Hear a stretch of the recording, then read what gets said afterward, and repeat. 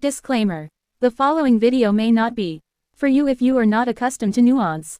I'm a grown woman with a different perspective than most bloggers who are talking about this story. First question is, where's How Joe? are you guys doing? Where's Joe? He's pretty pissed off with me. So he's been, I think he's at his sister's house. He's not talking to me right now. So, yeah. Keisha, how long ago, obviously we saw in the video that Joe's saying he had no idea that you had this account. How long is the account, have you had the page? I've had the page for at least over a year. It's on my Instagram and my LinkedIn, but that's what happens when you don't pay attention to your wife, period. And, you know, he has a friend that he's been entertaining, and she decided that, you know, she wants to really put a bigger, you know, wedge in our relationship. So she went digging around my page and was like, oh, do you know that she has this? And it blew up from that. Keisha, which is NBA star Joe Smith's wife, who it was just revealed that he didn't know she had an OnlyFans. I have a video. I'll put a link in it, and it will show you my thoughts on that topic. And I first saw this on MTR's channel, so I'll put that link in the description or in the pinned comment. I don't know. But anyway, I'm looking at this video, and the first thing I say or see is Keisha looks like she's acting. I'm telling you, she looks like she's acting to me. And if you notice, the first thing she mentioned was Joe's side piece. She said that like it was nothing. Like, oh, Joe's side piece, or whatever she called that individual.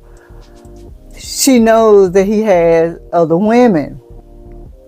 And that's going to differentiate a lot of y'all from this woman in this life, because again, like I've always said, you guys, you look at things as though they're the unthinkable, because you haven't ever been exposed to that type of stuff. But that was the first thing I noticed that she said was his side piece. And again, she didn't say side piece, but that's what she was referring to.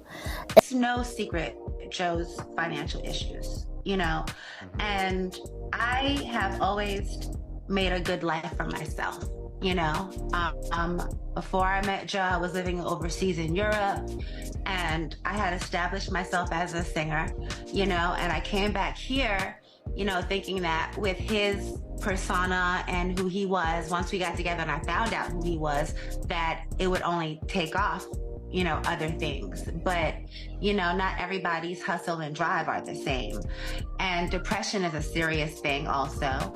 So, you know, I've been just like, you know, supporting and dealing and going through his trials and tribulations with him. I've started several businesses, you know, I've been doing a lot, like, and I just figured out, like, I have a home in Cape Verde I'm trying not to lose, and a roof over here we're trying to maintain that we almost got kicked out of. So I just kicked in the drive and did what I had to do, you know, and he won't do it, so I had to. And I'm sorry, you knew I was an adult video star when you met me. So if I would do anything for my own survival then, what makes you think that would change now? When I retired from the adult industry, I promised myself, if I don't sing, I don't eat.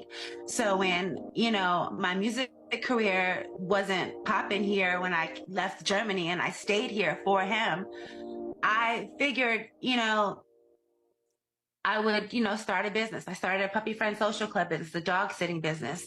And then COVID happened and that screwed everything up. I have a moving company, you know, that he actually works for me. Like, he works for my moving company. You know, I'm tired of being the one to figure shit out. So I figured it out the best way I know that can maximize the money that needs to come in, because I'm tired of living like, you know, I'm tired of living minimal, you know. It's not fair. And I don't understand how you could have had such a maximized life and be so content. This is ridiculous. This woman talks about his financial issues, in which he's always had those financial issues. And people can say, you know, she's for the streets. I heard different bloggers say, you know, saying her 3 or 4 ways came back and all of it. They didn't go nowhere. That's the stuff I've been trying to tell y'all. Y'all want to say, pray about this, pray about it. You can do whatever you want to do, but that stuff is still inside of you. But again, if you have not experienced life like this, real life, not that fairy tale life, you won't understand. I understood every single thing this lady said in her video, or in this particular video that I got off of TikTok. And she lets us know, hey, when I met Joe and found out who he was, I thought I was going to have a better life. You know, she fell in love. They got married. She quit porn and all of that. She's looking for her man to leave. But what happened? He had financial troubles. He had financial troubles before her, and he's got financial troubles with her. And she talked about his depression. Now, these are things that this lady has been dealing with when it comes to Joe. They've been together 13 years. He's been fighting depression, financial issues. These are things that cause divorce. Keisha is still there with her man, supporting him, even with a side piece. Come on now. I need for y'all to listen. I need for y'all to listen and understand and get out of this fantasy world. This is grown people stuff right here. And this is where I come in. Okay? That lady said, Keisha said something to the effect of, I know if I don't work, I don't eat. Ain't no money coming in the way it needs to come in. This lady is doing what she need to do to keep a roof over their heads, lights on, and food in their stomach, or maintain a lifestyle. Although she don't seem to want to put him down about it, but Joe was slacking. So she stepped up, and that's what a wife does. If her husband is slacking, she steps up. You don't leave. But we've been together for almost 13 years, though. We've been together since 2012, like after his retirement. And it really wasn't a retirement that he wanted. It was a forced retirement because he just got locked out after the lockout in the 2011 lockout. You guys remember? Right. You know, he just never got a new job. Nobody wanted him anymore. So, you know, there was a depression. And I've been going, you know, dealing with all of this stuff. And I'm sorry, you know, I'm not sorry for what I'm doing. I'm just sorry that he can't understand that that wasn't a selfish decision. It was a decision that I made. I made an executive decision when my man wasn't taking the lead. I really love Joe. I love him.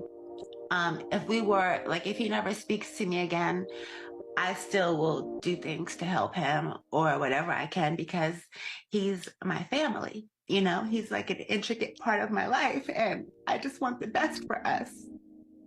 And I wish he wanted that also. That's really where I'm at. You know, I wish that he wanted the best for us because he's not really wanting the best for himself, so I can't expect him to do for me what he can't do for himself, I guess.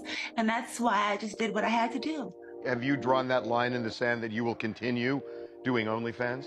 Unless something else happens that, you know, changes that, no, I'm going to continue my OnlyFans. I think as a couple and just him individually, he needs counseling to help find out how to re-find himself and find his new place in the world. You know, it's really hard once you've had a major career, you were this #1 draft pick, and then everything ends. You know, how do you deal with that?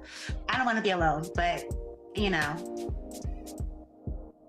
if that's what it has to be, that's what it has to be. But I don't think we'll have a divorce. I don't think so. I think he'll come around.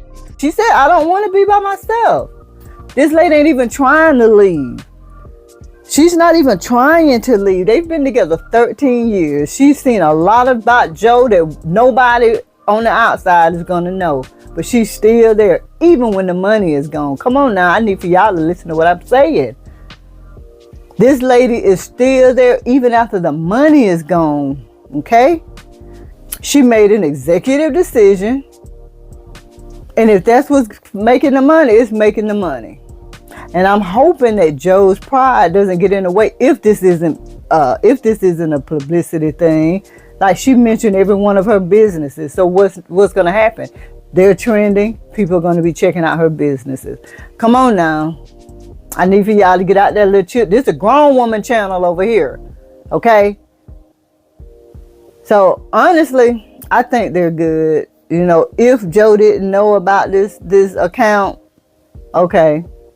But I think he did. I think all of this is to make money. They're struggling. This lady got to make money. I think all of this is to make money, but I appreciate her hustle, and I appreciate the fact her love for Joe. That's what I really appreciate, because that's love. When you get with somebody in the peak of their career and now they're taking a downward spiral and you're still with them 13 years later, come on now.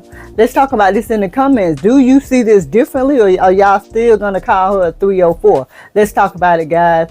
And as always, thank you so much for watching Storytime with a Grown Woman. Swag and the W is silent. If you didn't, please make sure you like, share, comment, subscribe, and hit that notification so you'll know when I upload a video. And I'll see you guys in the next video. Bye.